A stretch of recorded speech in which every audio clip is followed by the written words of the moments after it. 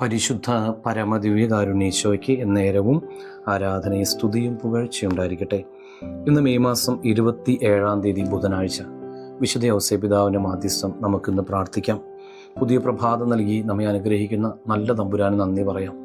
ഇന്നത്തെ എല്ലാ പ്രവർത്തനങ്ങളെയും ഈ പ്രഭാതത്തിൽ ദിവ്യകാരുണ്യ സന്നിധിയിലേക്ക് സമർപ്പിച്ച് അവിടുത്തെ സാന്നിധ്യം നമ്മുടെ കൂടെ ഉണ്ടാകാൻ വേണ്ടി പ്രാർത്ഥിക്കാം. ലൂക്കാ സുവിശേഷം 1-39 ധ്യാനിക്കാം.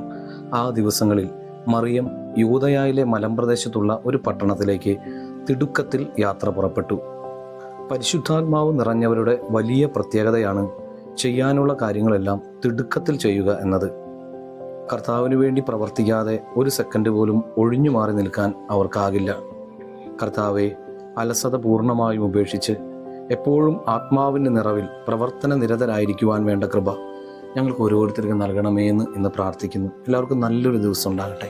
നമ്മുടെ കർത്താവ് യേശു മിശിഹായുടെ കൃപയും പിതാവായ ദൈവത്തിൻ്റെ സ്നേഹവും പരിശുദ്ധാത്മാവിൻ്റെ സഹവാസം ഉണ്ടാകട്ടെ എപ്പോഴും എപ്പോഴും എന്നേക്കും. ആമേൻ.